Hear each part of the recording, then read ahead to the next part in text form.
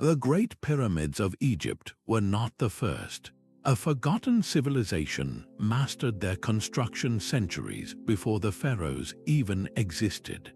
By the end of this, you will know the true origin of pyramid building and why its history was erased. Who were these master builders, and what caused their entire world to vanish? How much of what we call ancient is actually built upon foundations we have forgotten? What does it mean for a society to leave behind such a monumental legacy only to disappear from memory? That first pyramid did not simply appear in the desert. It erupted from the ground, a mountain of human ambition carved into geometric perfection against a sky untouched by history. This was not the work of pharaohs, but of a society whose name we have lost. Their story begins in the shadows of deep time, in what scholars call the pre-dynastic period of Egypt, a stretch of centuries long before the first dynasties we know. These master builders were not merely early Egyptians, they were the pioneers of an architectural revolution. They looked at a flat, empty horizon and conceived of a shape that would dominate the landscape for millennia. The scale of their vision is almost incomprehensible. These were not small trial runs, they were monumental projects that required moving stones weighing many tons, a feat of engineering and logistics that should have been impossible for their era. Their existence shatters the conventional timeline we have for ancient history. It forces a humbling question. How did a society without the vast state apparatus of a pharaoh organize thousands of workers, develop sophisticated mathematics for perfect angles, and possess the sheer will to build for a future they would never see? The drive to create something so permanent, so defiantly grand, speaks to a powerful force within this forgotten culture. To understand that force, we must listen to the stories their stones are trying to tell us. The stones they left behind whisper of a world that is no longer there. To find them, you must look beyond the familiar Nile Valley into the vast expanse of the Sahara. Today, this is a sea of sand, a relentless and arid landscape. But thousands of years ago, this was a different place. The climate was milder, with seasonal rains transforming parts of the desert into savannas capable of supporting life. It was in these greener, more hospitable corridors that the precursors to the Egyptians first gathered. One of the most compelling windows into this lost world is a site known as Nabta Playa. Located west of the Nile, this was not a city of pyramids, but something perhaps more profound, a ceremonial center built by a sophisticated pastoral people. Here, they arranged massive stones into a complex calendar circle, aligning them with the movements of the sun and stars. This reveals a society already thinking on a grand, cosmic scale, capable of precise astronomical observation and communal organization years before the first pharaoh united Egypt. The placement of these early sites was never accidental. They cluster near what were once reliable water sources and along ancient trade routes that connected communities across a wide region. This strategic geography shows a deep understanding of logistics, of how to move people, ideas, and resources across challenging terrain. It was this very network of knowledge and cooperation that made their later, greater ambitions possible. The environment did not just host this civilization, it shaped their entire worldview, pushing them to build monuments that could withstand the test of time in a landscape that was already beginning to dry, to turn back into the desert we know today. Their architectural genius was a direct response to the world they saw changing around them. These early structures rose from the earth not as smooth slopes, but as a series of colossal steps, a staircase reaching for the heavens. Their form is what archaeologists call a mastaba, a low, flat-topped rectangular structure made from sun-dried mudbrick. This was the foundational shape, the architectural seed from which the pyramid would eventually grow. Imagine the ambition it took to stack one mastaba atop another, creating a layered mountain that announced its presence for miles across the flat landscape.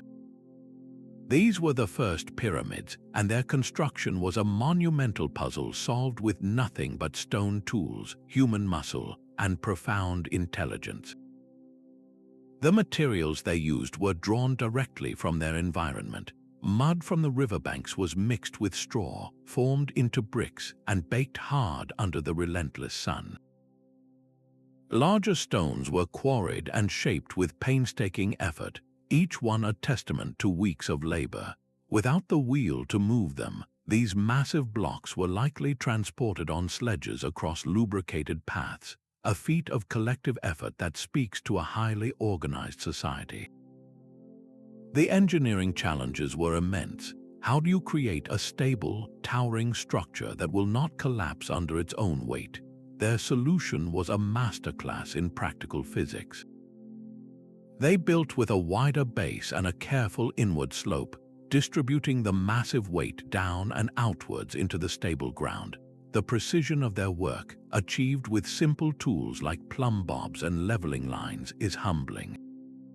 Each layer was a victory, a defiance of what was thought possible. These buildings were far more than tombs. Their alignments often correspond to celestial events, pointing to the rising of a particular star or the solstice sun. This suggests they served as grand ceremonial stages, places where the community could connect with the cycles of the cosmos. They were centers of ritual and memory, their very shape a symbol of a worldview that linked the earth to the sky. To call these structures crude prototypes is to misunderstand them completely. They are masterpieces of their age, the product of a sophisticated culture whose architectural language we are only now beginning to decipher. They stand as a silent question challenging our modern arrogance. Who were these master builders whose ingenuity allowed them to reshape their world so profoundly, and why did their name vanish from history? Behind these monumental stone structures was a society of remarkable harmony and shared purpose. This was not a kingdom of slaves driven by a single tyrant, but a civilization of farmers, herders, and master artisans, all united by a profound collective vision. Their world was one of communal effort where every individual had a role that supported the whole. The farmer who grew the grain, the herder who tended the cattle, the potter who crafted vessels for water and food, and the stone worker who shaped the very blocks of the pyramids, all were essential threads in a tightly woven social fabric. Evidence from their burial sites reveals a fascinating picture. While some individuals were laid to rest with greater ceremonial offerings, the differences were not vast.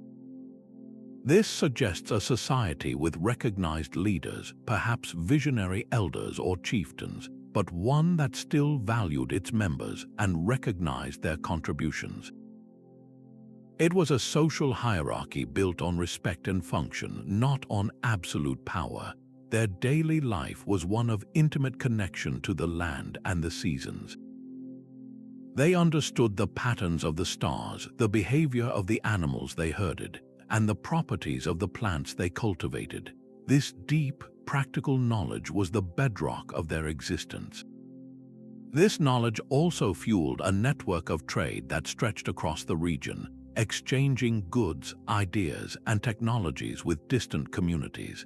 They may not have had a formal writing system as we know it, but they communicated complex ideas through a sophisticated language of symbols carved into pottery and stone.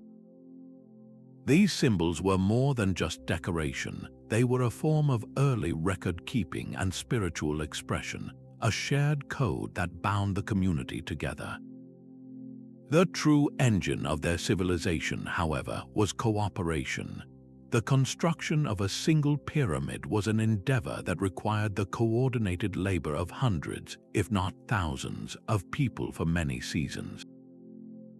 This was not forced labor, but a communal project that likely held deep spiritual and social meaning for everyone involved. It was an act of collective identity, a way for the entire society to literally build their legacy into the landscape. The resilience and unwavering cooperation of these people were the true foundations upon which their stone pyramids were built. This incredible communal spirit was itself rooted in something even deeper, a powerful and complex spiritual worldview that gave meaning to every stone they laid. The night sky was their sacred text, a vast, star-filled dome they studied with an intensity we can barely comprehend. For these master builders, the movements of the sun, the moon, and the constellations were not random events. They were the visible breath of the divine, a cosmic order they sought to mirror on earth. Their spiritual world was likely animistic, a belief that every element of the natural world, from a towering stone to a flowing stream, held a living spirit.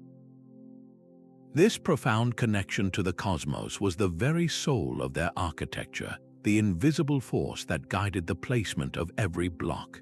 The pyramids they built were far more than piles of stone. They were cosmic instruments designed to harmonize the human world with the rhythms of the universe. Their alignments with solstice sunrises or specific stars were not accidental achievements, but deliberate acts of spiritual engineering. Think of a pyramid not as a tomb, but as a permanent antenna, a structure built to channel celestial power and make it accessible to the community. It was a bridge between the earthly realm and the world of the gods, a place where the veil between the two was believed to be at its thinnest. This explains the immense, sustained effort required to build them. It was a collective act of devotion, a way for an entire society to participate in a conversation with the heavens. The evidence for this deep cosmology is etched into the landscape itself. At sites like Nabta Playa, we find stone circles arranged as a calendar, proving their advanced astronomical knowledge. Elsewhere, on rocky outcrops and canyon walls, they left behind petroglyphs, carvings that offer us fragmented whispers of their beliefs. We see spirals that may represent the cycles of life and death, and figures with raised arms that could be ancestors or deities, forever frozen in a posture of reverence or invocation. These symbols were a sacred language, a way to encode their understanding of creation, the afterlife, and humanity's place within it all. Their concept of an afterlife was likely intertwined with these celestial cycles, a belief that the soul journeyed to join the stars, becoming part of the eternal cosmic dance they observed every night. This spiritual framework gave meaning to their entire existence, from the daily grind of farming to the monumental task of construction. The pyramid was the ultimate expression of this worldview, a mountain of human faith reaching for the stars.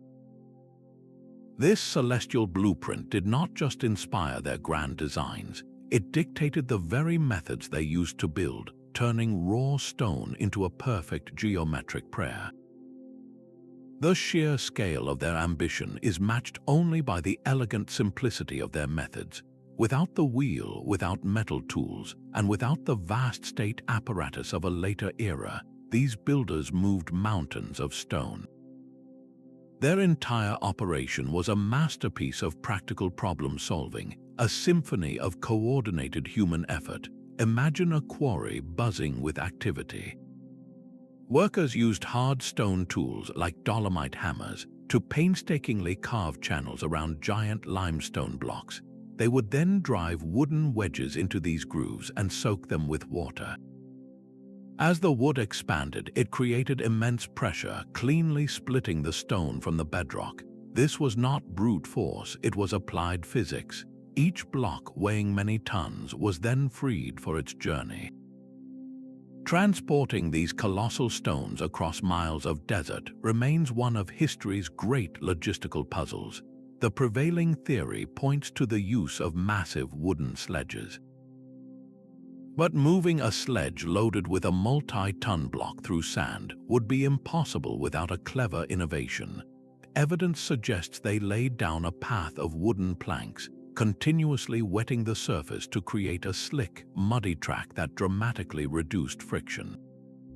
Teams of workers would then pull on ropes, inching the monument's bones toward their final resting place.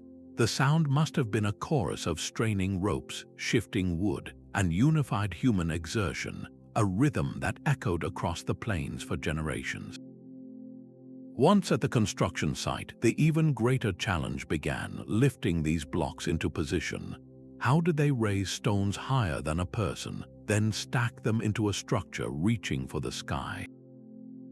Ramps were the undeniable key. They likely built massive earthen ramps packed hard and rising alongside the growing structure.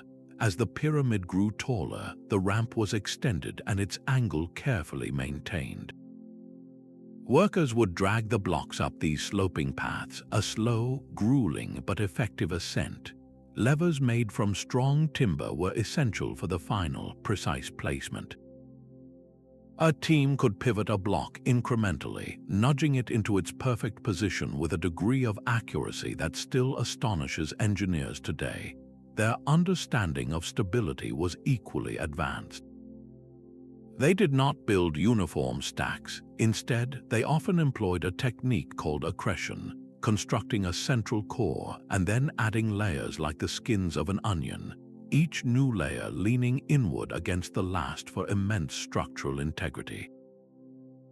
They experimented with different internal layouts, from solid cores to designs with internal corridors and chambers, learning and refining their craft with each new project. This was not a single brilliant idea, but a cumulative engineering tradition, a body of empirical knowledge passed from one generation of builders to the next. The absence of later technologies does not make their work primitive. It reveals a culture that had perfected the tools they had, turning simple levers, ramps, and ropes into instruments of monumental creation.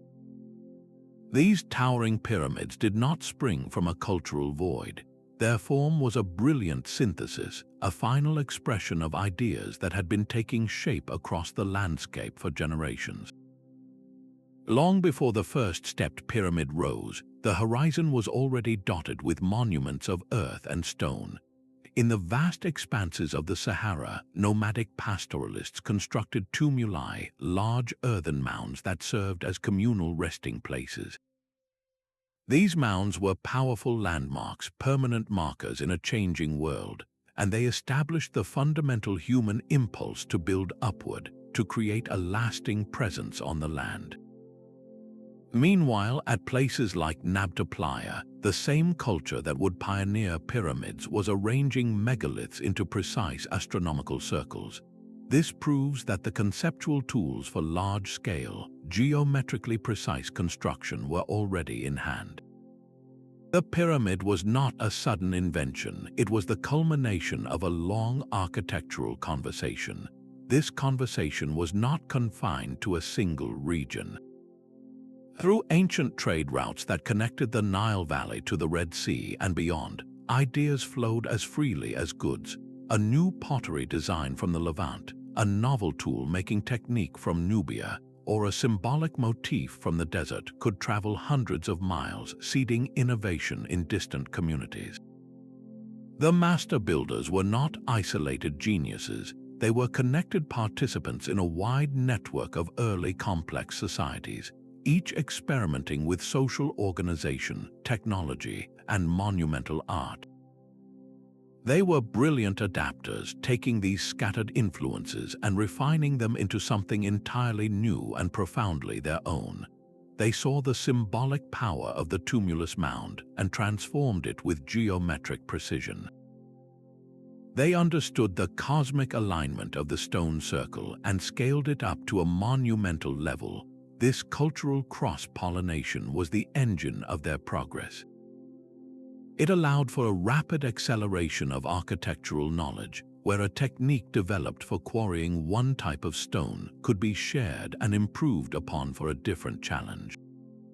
The result was a unique local style, a distinct architectural language that we now recognize as fundamentally Egyptian. yet its roots stretch deep into a shared African and Near Eastern heritage. This perspective changes everything. It means the first pyramid builders were not a mysterious anomaly that appeared from nowhere. They were a natural and brilliant progression in the long, collaborative story of human civilization. Their society was a focal point where centuries of accumulated knowledge and tradition converged, only to be focused into a single, dazzling point of achievement. This makes their ultimate fate, the moment their world began to fade, all the more poignant. What could cause such a vibrant and connected civilization to decline? The rhythm of construction did not cease with a single cataclysm, but faded like a slow exhalation across the land. The great building sites grew quiet, not from a sudden collapse, but from a gradual unraveling of the world that had made them possible. The most profound theory points to a force as immense as their own monuments. The climate itself began to shift. The once reliable seasonal rains that had sustained the savannas grew scarce. The green corridors that supported their herds and connected their communities slowly retreated, replaced by the advancing sands of the Sahara. This desertification was a slow-moving crisis, a creeping hardship that would have placed unbearable strain on their way of life over generations. Resources became scarcer, water harder to find, and the very land that had nourished their civilization turned against them. In such a challenging environment, could the communal spirit that built the pyramids have fractured under the pressure of simple survival? Another possibility lies not in the environment, but within their own society. The incredible cooperation that raised the stones may have eventually given way to internal tensions. As resources dwindled, competition between different groups or regions could have escalated. The very leaders who once organized grand projects for the common good might have begun to consolidate power, creating social divisions that had not existed before. The archaeological record shows layers of occupation that transform or end abruptly at some sites, hinting at periods of instability or conflict that disrupted the old ways of life. This was not necessarily a violent end, but a social fragmentation, a dispersal of a once unified people. The most enduring theory, however, is not one of disappearance but of transformation. These master builders did not simply vanish from the earth. Instead, they were likely absorbed. As the climate patterns shifted, populations were drawn toward the one constant, the life-giving Nile River. Here, communities coalesced, cultures merged, and new political structures began to form. The emerging culture of dynastic Egypt was not a separate people arriving from elsewhere. It was the culmination of these pre-existing populations, including our master builders, coming together in the Nile Valley. Their knowledge did not die, it was assimilated. The architectural principles, the astronomical observations, and the very idea of monumental stone construction became part of the foundational knowledge of the pharaohs who would follow. The evidence for this is etched into the stones themselves. Later Egyptian pyramids, tombs, and temples often reused materials from these earlier structures, or were built directly upon sacred sites that had held significance for millennia. The old gods were given new names, the old symbols were woven into a new artistic language, and the legacy of the first builders was quietly folded into the identity of their successors. This process of assimilation raises a profound question about how history is written. The pharaohs, with their written records and grand state propaganda, had the power to claim the achievements of the past as their own. A civilization that did not leave behind written accounts of its own kings and conquests was vulnerable to being forgotten. Its contributions blurred into the mythic foundations of a newer, louder kingdom. Their individual identity was sacrificed to the collective memory of what came next. The true mystery of their disappearance, then, is not where they went but why we stopped seeing them. They did not vanish into thin air, they faded into the very bedrock of history, their greatest achievements so successfully adopted by their descendants that their own name was erased. This leaves us with a haunting legacy, a civilization whose world ended not with a bang, but with a slow and silent integration into the story of another. What does it mean for a people to be so successful that their greatest innovations outlive their very memory? The Egyptians themselves spoke of a time before time, an era they called Zep Tepi, the first occasion. This was not considered mere myth, but a foundational reality, a golden age when the gods themselves walked the earth and established the principles of order, justice, and civilization. What if these stories are not pure fantasy, but the faint, distorted echo of a real historical epoch, the age of the first pyramid builders, later scribes writing thousands of years after those first stones were laid, compiled king lists that stretch back into a shadowy pre-dynastic realm. These lists name rulers who reigned for impossibly long periods, spans of time that modern historians dismiss as allegorical. But could these lengthy reigns be a cultural memory of a much older, slower developing civilization, a society that existed long before the fast-paced dynasties we know? The tales describe a land of pristine order where hardship was unknown and the natural world existed in perfect harmony. This idealized vision sounds like a classic mythological trope, yet it also aligns curiously with what we know of the greener Sahara, the more stable environment that allowed that early culture to flourish and build. The gods credited with founding Egyptian civilization, deities like Osiris and Ptah, are described as bringing agriculture, law, and architecture to the people. These are not the acts of whimsical spirits, but the foundational achievements of a sophisticated society. The stories of their reign could be the deified memory of real, groundbreaking cultural heroes from a forgotten age. Scholars meticulously scan these later texts, treating them not as fact, but as a palimpsest, a document where older writings have been erased to make room for new ones, yet where faint traces of the original still remain. A name, a place description, or an architectural reference that does not quite fit the known dynastic model becomes a potential clue.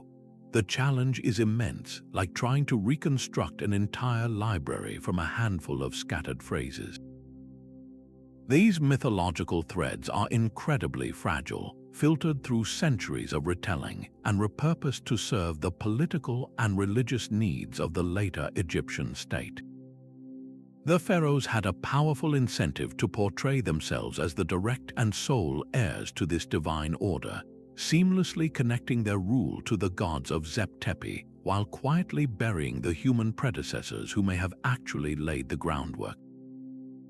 The physical evidence of the first builders was likely right in front of them, their massive pyramids and structures standing as silent, unanswered questions on the horizon.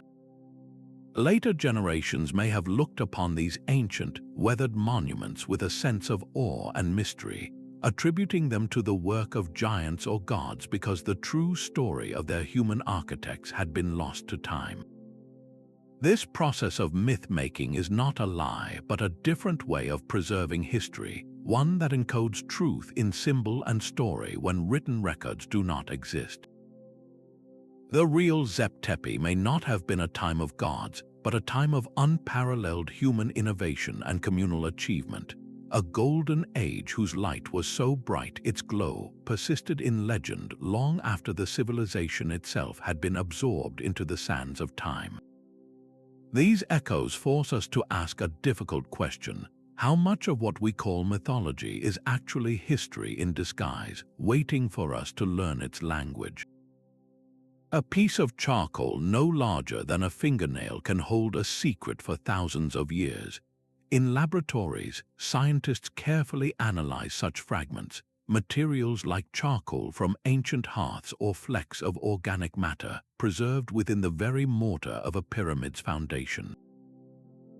They are not reading inscriptions but measuring the faint, ticking clocks of physics. The primary tool is radiocarbon dating, a method that reads the story written in the decay of a radioactive form of carbon. Every living thing absorbs this carbon from the atmosphere, and when it dies, that absorption stops. The radioactive clock starts ticking down at a known, steady rate. By measuring how much remains in a sample of wood, bone, or reed, scientists can calculate with remarkable precision when that organism last drew breath. The results from samples associated with the earliest pyramids have been unequivocal, and for traditional timelines, deeply disruptive. They consistently point to dates centuries older than the reign of the pharaoh Djoser, the king traditionally credited with building the first pyramid. This is not a difference of a few decades, but of entire cultural generations. Another technique, thermoluminescence, provides a separate line of evidence for materials that were never alive, like the pottery shards left by the builders or the very stones they fired in kilns. This method measures the minute amount of radiation that has built up in crystalline materials since they were last heated to a high temperature. It is like reading the accumulated light of ages trapped within the clay. When the dates from radiocarbon and thermoluminescence align, they create a powerful, corroborating narrative that is incredibly difficult to dismiss. These are not speculative guesses, they are physical measurements of time itself. Yet this solid scientific bedrock has not been universally accepted without debate. Some within archaeology point to the challenges of incomplete data sets or the potential for contamination in samples. This resistance is a natural part of the scientific process, a necessary caution against upending established historical models. After all, accepting these dates means rewriting the first chapter of monumental architecture, moving its origin from the well-documented state of dynastic Egypt to a shadowy, communal society that left no written records. The evidence, however, continues to mount, forcing a quiet but profound reassessment. It asks us to shift our credit for humanity's first great architectural leap from a named pharaoh to a nameless people whose collective genius literally reshaped their world. This scientific validation of their antiquity makes the next question even more compelling. If they were not the first Egyptians as we know them, then who were these people in the grand tapestry of human history, and where did they come from? The path of this knowledge is not a straight line, but a tangled web of possibility. Did the architects of the pharaohs inherit a blueprint, or did they simply rediscover a universal truth of geometry and power? The evidence for a transfer of knowledge is etched into the stones themselves. Look at the symbolic language. The same spirals and concentric circles found on pottery from these pre-dynastic sites appear centuries later in the formal art of dynastic Egypt, repurposed but unmistakably familiar. The core construction principle, the accretion layer method of building a stable core and adding outward layers, is a specific technical solution that appears in both the earliest monuments and the later, more refined pyramids. This is not just a similar shape, it is a shared architectural DNA. Furthermore, the obsessive celestial alignment, the precise orientation to the solstice sun or the northern stars, represents a continuous tradition of cosmic observation. It is difficult to believe that two separate cultures, separated by centuries, would independently arrive at such a specific and complex set of practices, from symbolic art to advanced engineering to spiritual cosmology. The most likely conduit for this knowledge was the slow, constant movement of people and ideas along ancient trade routes. Skilled artisans, the guardians of these sophisticated techniques, would have been highly valued. They could have traveled, bringing their expertise with them as populations coalesced around the Nile. Their knowledge became the foundation upon which the pharaonic state built its own legend, a silent inheritance from a forgotten teacher. Yet a compelling counterargument exists: the theory of independent invention. Perhaps the pyramid form is not a cultural artifact, but a geological one, an idea whose time had simply come. Different cultures facing similar challenges can indeed arrive at similar solutions. A society with abundant labor, a powerful centralized authority, and a desire to create a permanent marker on the landscape may look to the most stable geometric form available, the pyramid. It is a shape that naturally resists collapse, a mountain made by human hands. We see this phenomenon across the ancient world, from the ziggurats of Mesopotamia to the stepped pyramids of Mesoamerica. These structures rose in complete isolation from Egypt, proving that the human mind can conceive of the pyramid independently when confronted with comparable social and spiritual needs.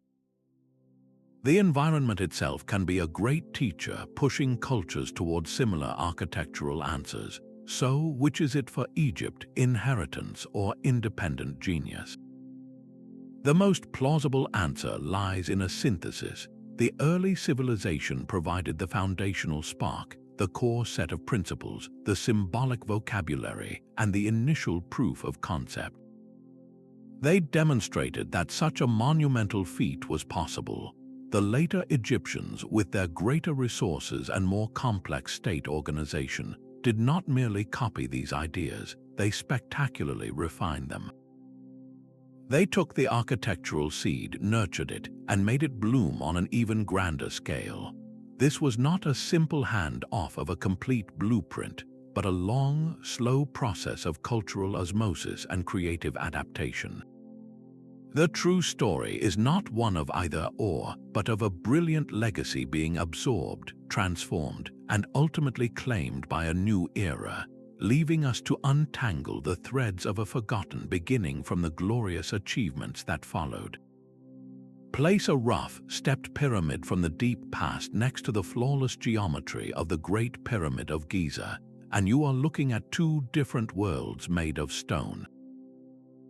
The earlier structures, like the one at Saqqara, rise in distinct stacked layers, a staircase of colossal ambition.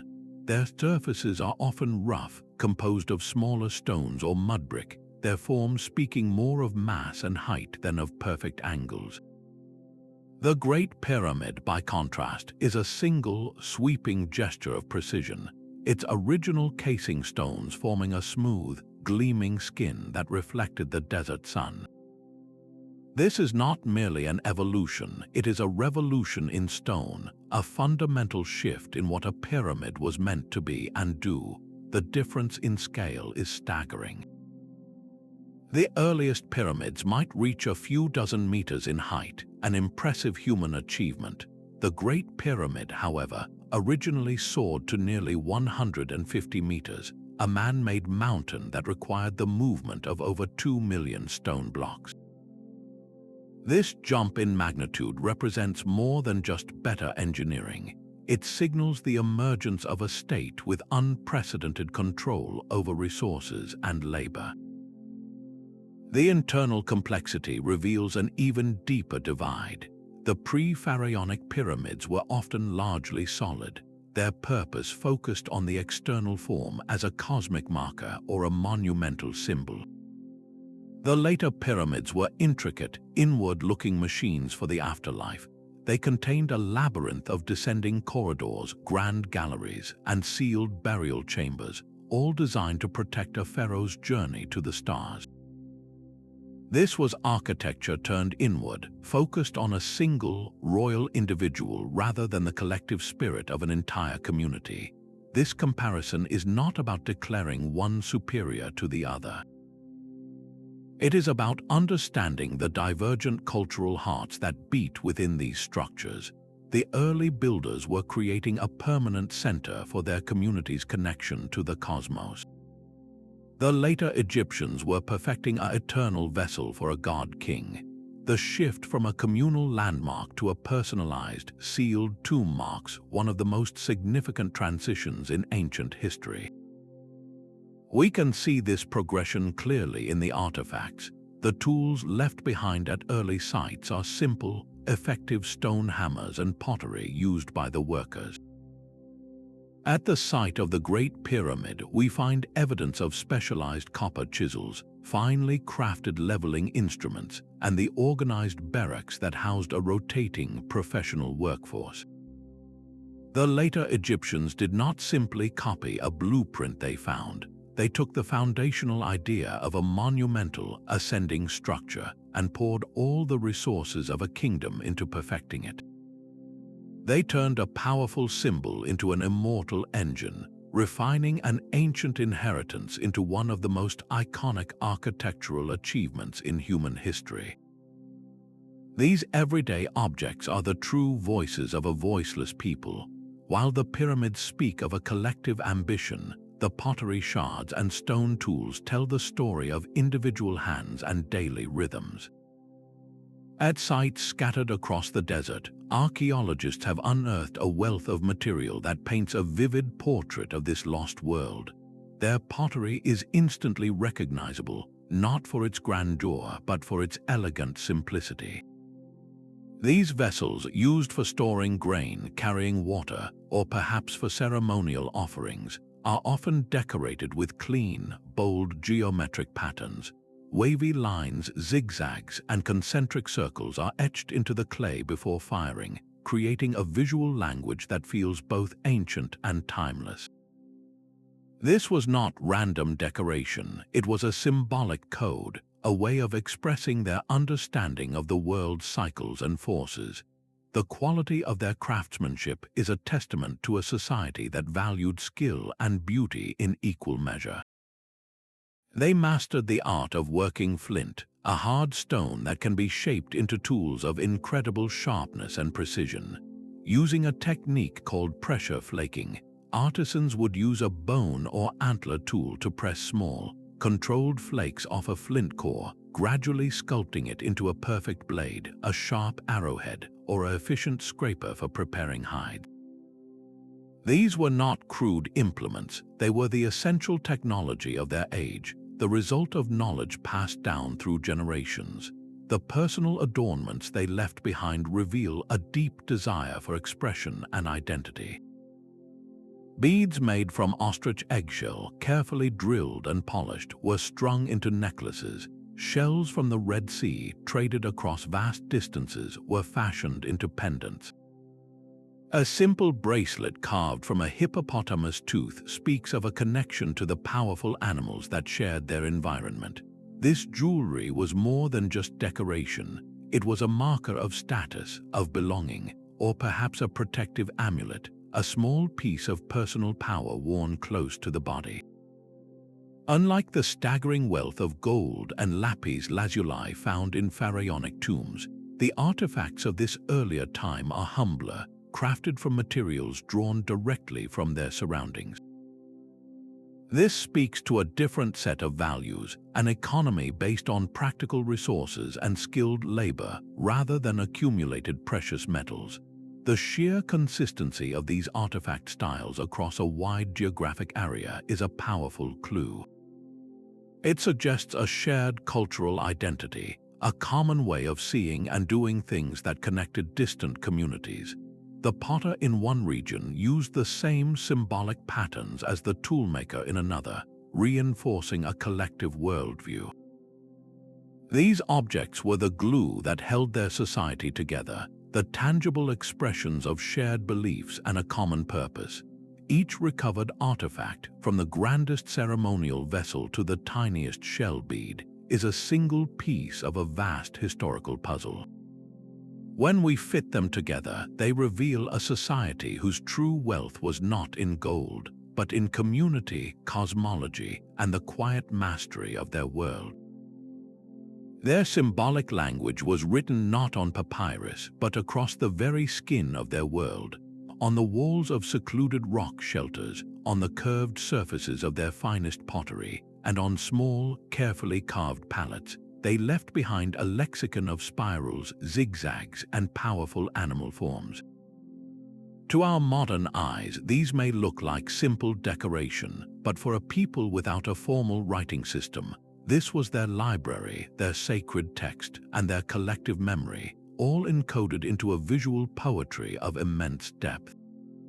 Decoding this iconography is our only way to hear the silent whispers of their thoughts, fears, and highest aspirations.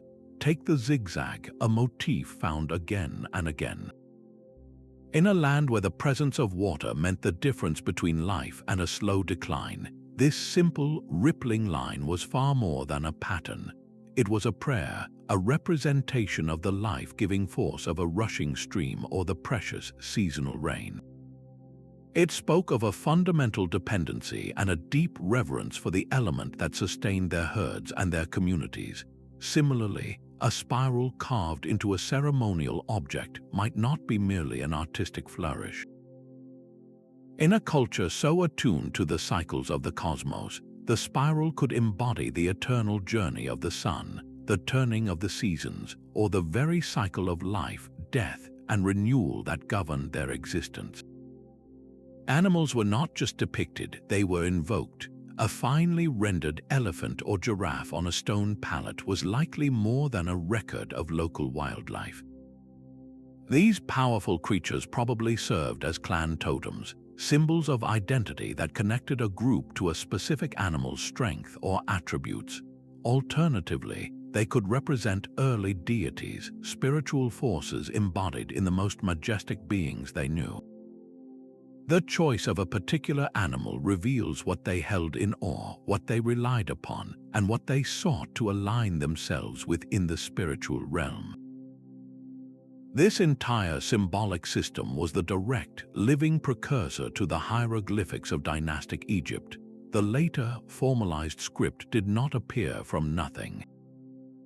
It grew from this fertile ground of pre-existing symbols, taking the concept of a zigzag representing water and refining it into the hieroglyph for the Nile, or transforming a stylized horned viper into a specific phonetic sound.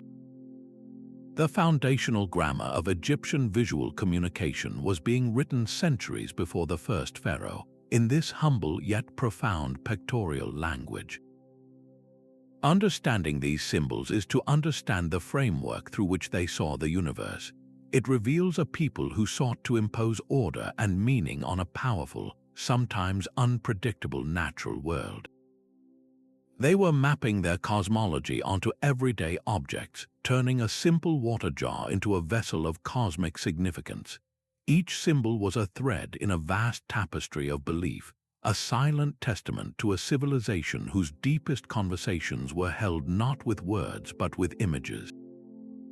Their world was not always a desert. For thousands of years, the Sahara was a vast green savanna, a landscape of rolling grasslands dotted with acacia trees and shimmering seasonal lakes.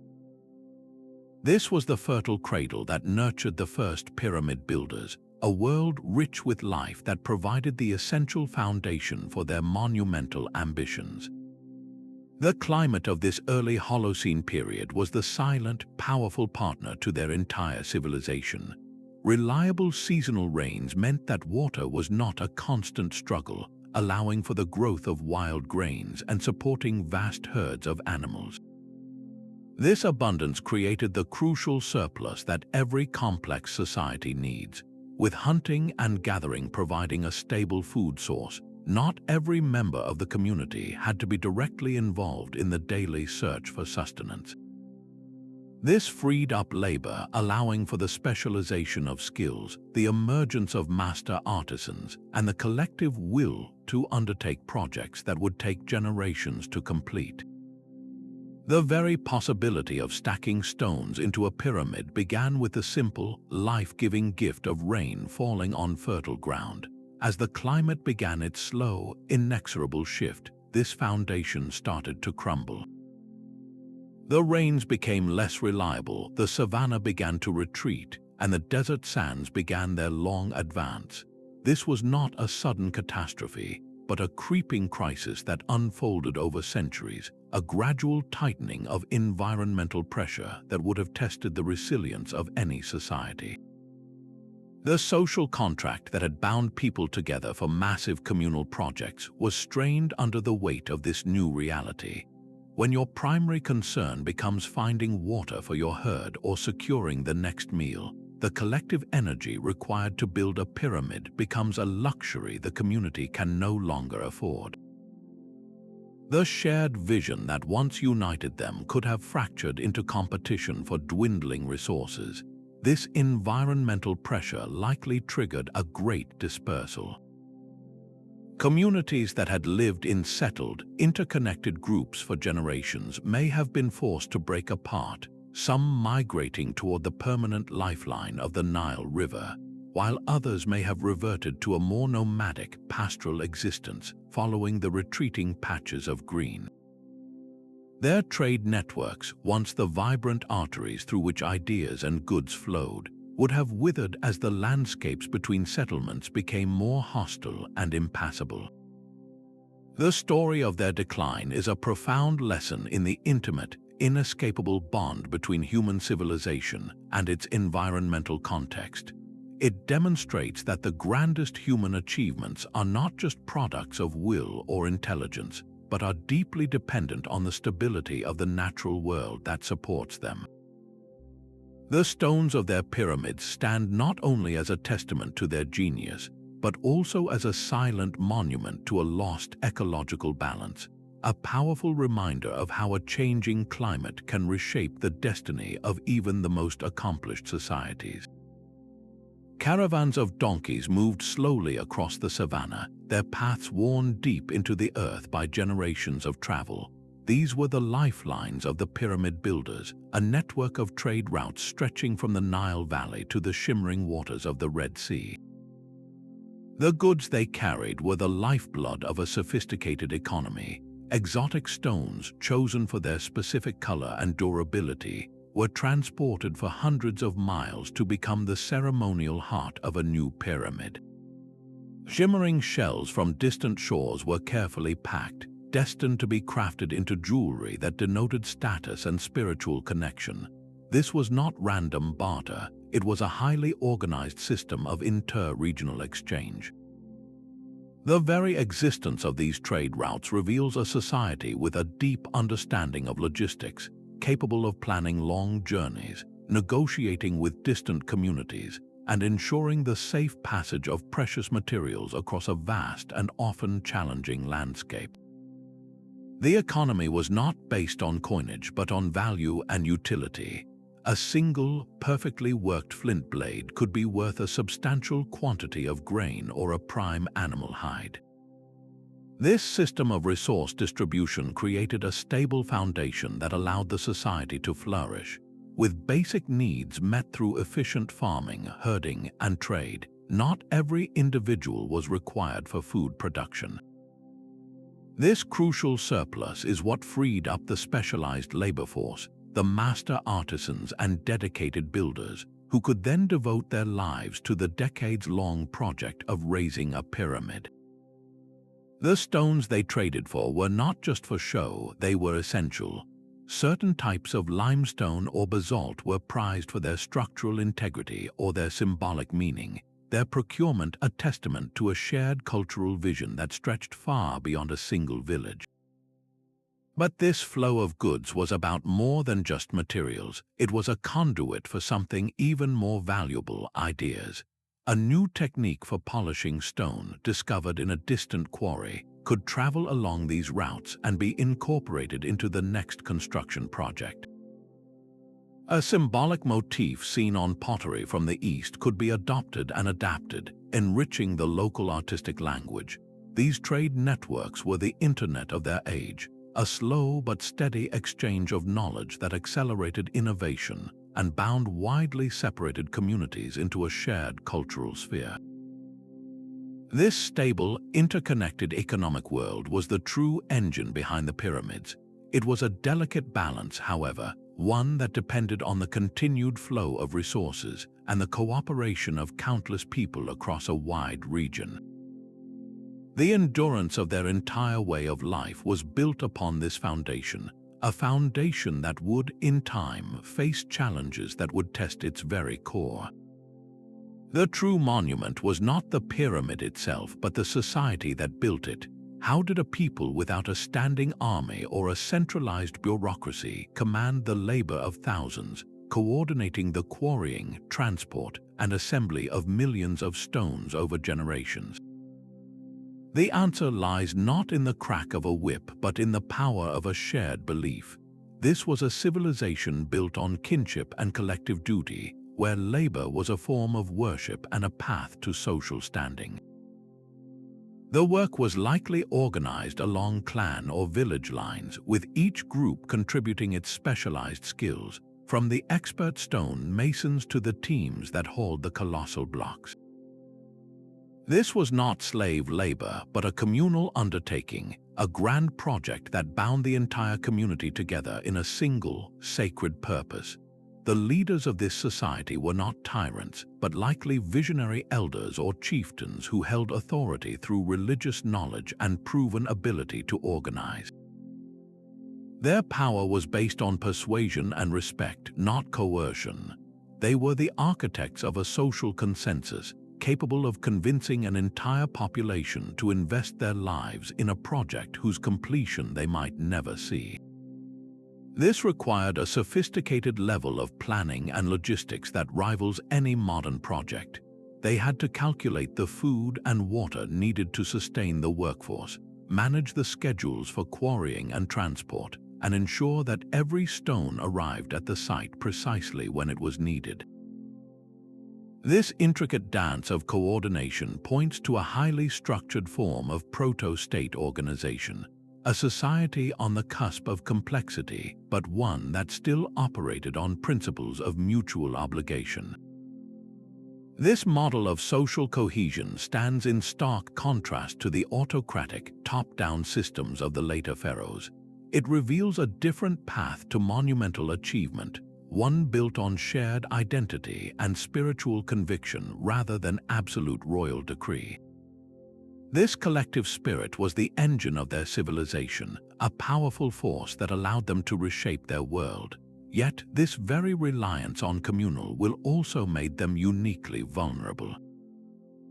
What happens to such a society when that shared belief begins to fade, or when the environmental pressures become so great that the collective will fractures? Their greatest strength contained the seed of their eventual transformation. The solstice sun did not simply rise, it was reborn, and the builders constructed their pyramids to capture this moment of cosmic renewal. For a civilization whose lifeblood was the seasonal cycle, tracking the sun's journey was a matter of survival. The alignment of their structures with the solstices and equinoxes transformed them into colossal calendars, their shadows and angles marking the turning points of the year with a precision that governed planting and harvest. But their vision reached far beyond the sun. The star Sirius, known to later Egyptians as Sopdet, held a particular fascination. Its annual reappearance in the pre-dawn sky, known as its heliacal rising, coincided with the life-giving flooding of the Nile in later periods. It is deeply plausible that these early astronomers had already noted this celestial herald, weaving its cyclical return into their understanding of time, fertility, and divine order. Their pyramids were not passive monuments, they were active instruments of observation. A long, straight corridor within a structure could be oriented to function as a precise sighting tube, framing a single, significant star on a specific night of the year. The edge of a pyramid's base, aligned to true north, served as a permanent reference line against the wheeling constellations. This was a science born from generations of patient, naked-eye observation, a cumulative knowledge passed down through oral tradition and encoded into the very geometry of their sacred architecture.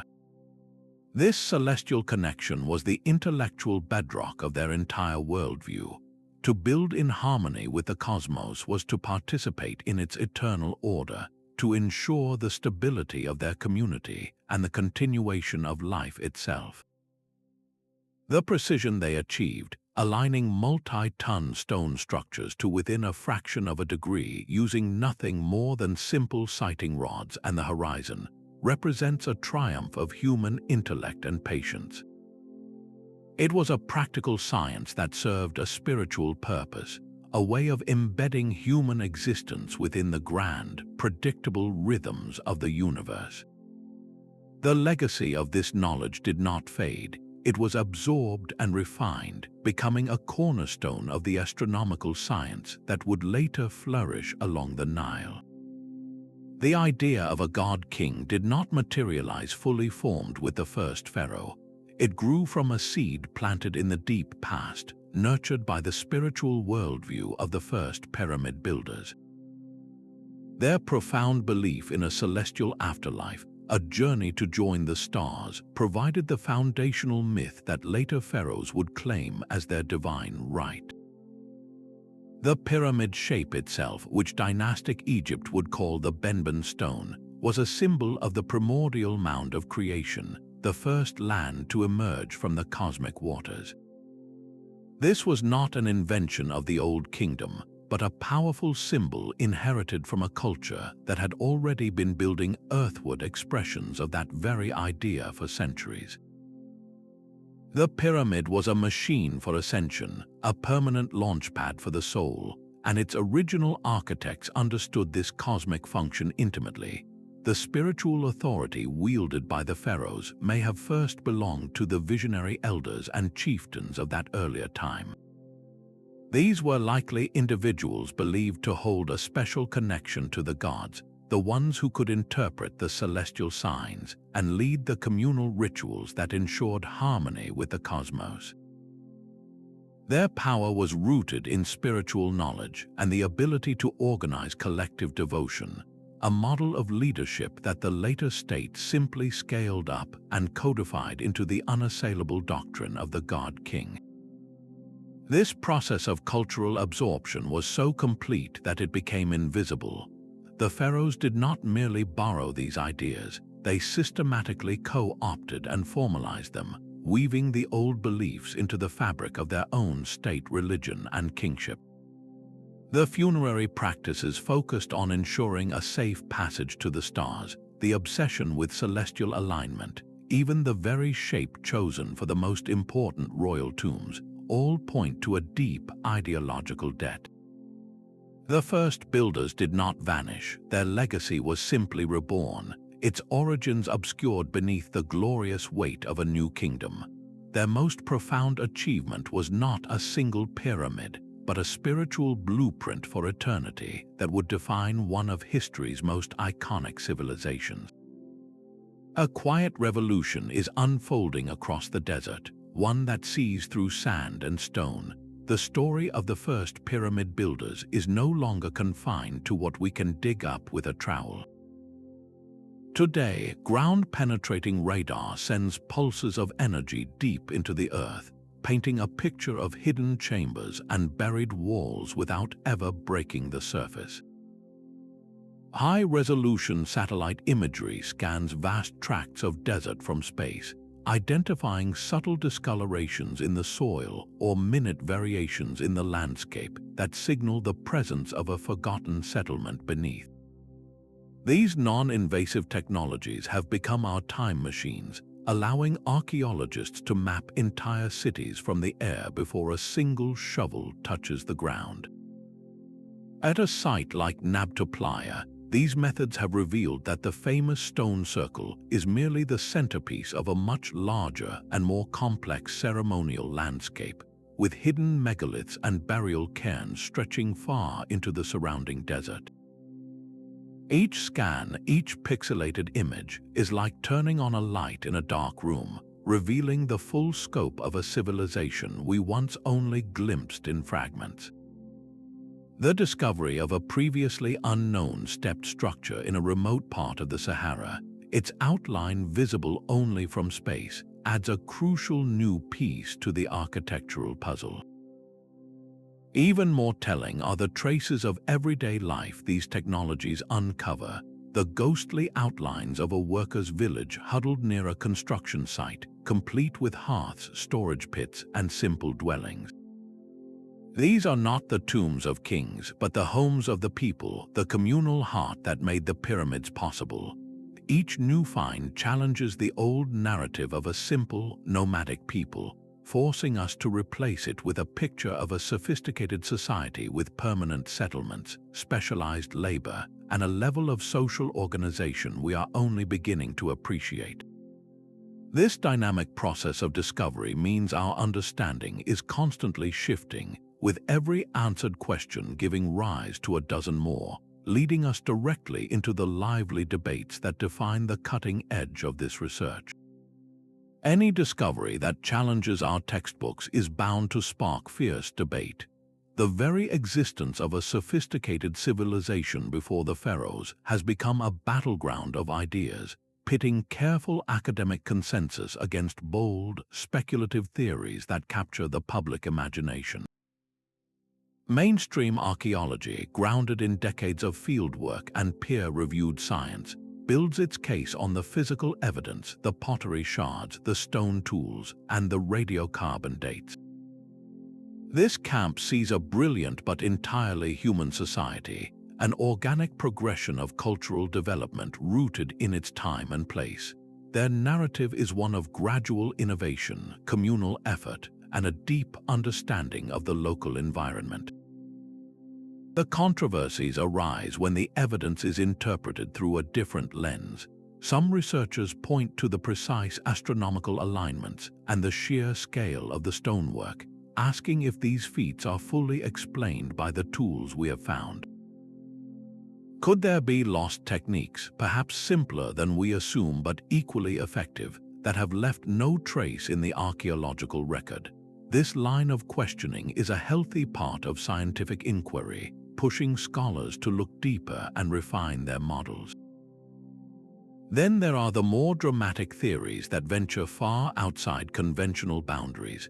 These often propose that such advanced knowledge could not have developed independently, suggesting the influence of a much older, perhaps even lost, civilization or outside guidance from an unknown source.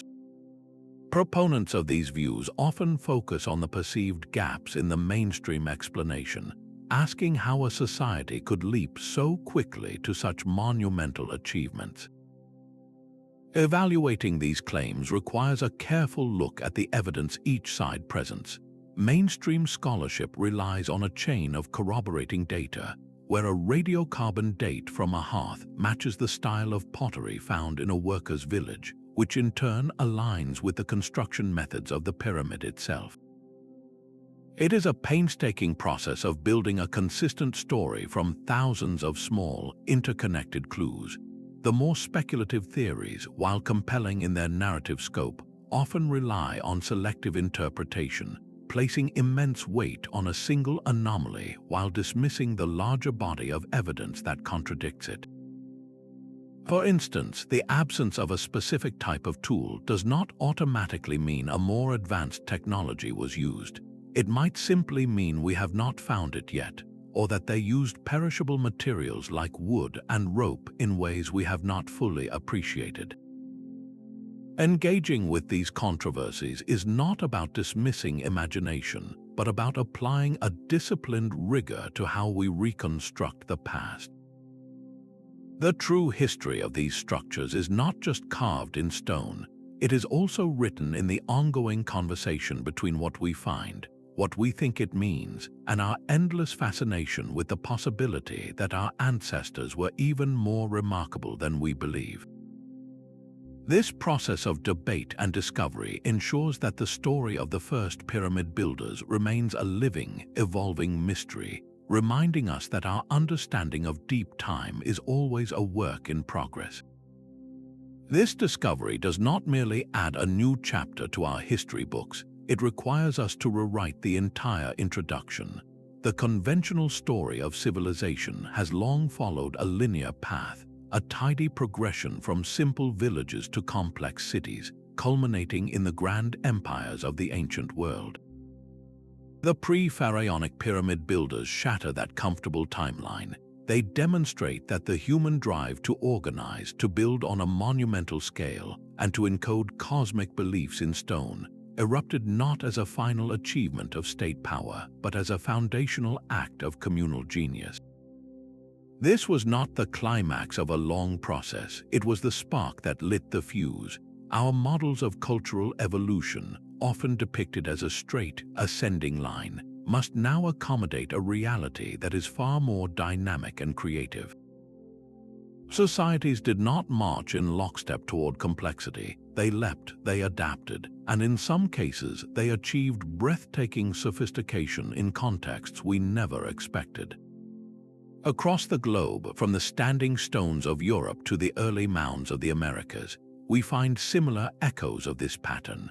Monumental architecture appears not as the product of a single, universal blueprint, but as a recurring answer to a deeply human need to mark the landscape, to honor the cosmos, and to forge a collective identity. The creativity and resilience of these early communities force us to abandon the idea of a single cradle of civilization. Instead, we must envision a world with many cradles, each rocking different expressions of human potential into being. This expanded view is not just more accurate, it is profoundly more inspiring. It reveals that the capacity for greatness is not the birthright of one culture or one era, but a latent power within human communities everywhere, waiting for the right conditions to emerge. This realization transforms our past from a simple timeline into a rich tapestry of experimentation and achievement. Every new stone uncovered, every fresh date confirmed, is a testament to this untold diversity. The ongoing scientific efforts to understand these first builders are therefore about much more than archaeology. They are a journey to rediscover the full scope of our own shared history, a story whose first pages we are only now learning to read. The sands have not yet given up all their secrets. Beneath the endless dunes of Egypt and Sudan, entire chapters of this lost civilization remain buried, waiting for the right moment to come to light. Vast regions of the desert remain virtually untouched by archaeologists, their surfaces offering only the faintest hints of the history lying just below.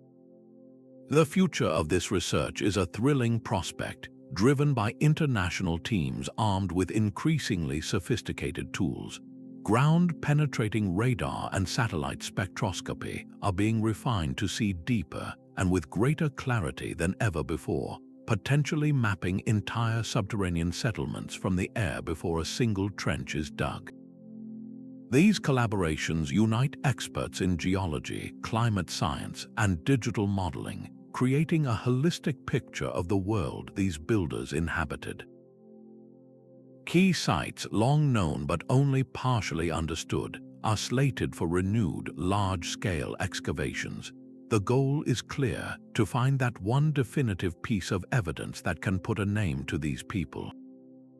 A single inscription, a carved panel showing a leader in a ceremonial context, or even a royal resting place untouched for millennia, would revolutionize our understanding of their social hierarchy and beliefs. Every unanswered question fuels the next expedition. What was the precise nature of their transition from communal builders to the subjects of a pharaoh? How far did their trade networks truly extend? The story of the first pyramid builders is not a closed book resting on a museum shelf. It is a living narrative, with its next page hidden just a shovel's depth away, promising that the most revealing discoveries about these pioneering architects are still yet to come. The echo of this architectural ambition was not confined to the deserts of Africa. Across vast oceans and continents, human hands repeatedly reached for the sky, shaping the earth into the familiar, staggering form of the pyramid. In the Fertile Crescent of Mesopotamia, the great ziggurats rose as tiered mountains, their staircases designed as pathways for priests to ascend closer to the gods. Far across the world, the Maya and the Aztecs built stepped pyramids that served as vibrant ceremonial centers, their summits the stage for rituals that connected the community to the cycles of time and the cosmos.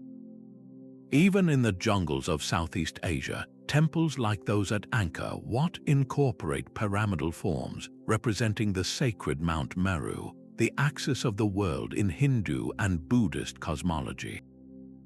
Each of these structures shares a fundamental geometry, a base that anchors it to the earth and a peak that strives for the heavens, yet their purposes and meanings were wonderfully diverse. The Mesopotamian ziggurat was a temple, a house for a deity, not a tomb. The Mesoamerican pyramid was often a living calendar, its shadows and alignments marking the solstices with theatrical precision. The pre-Egyptian pyramid, as we have seen, was likely a communal cosmic marker.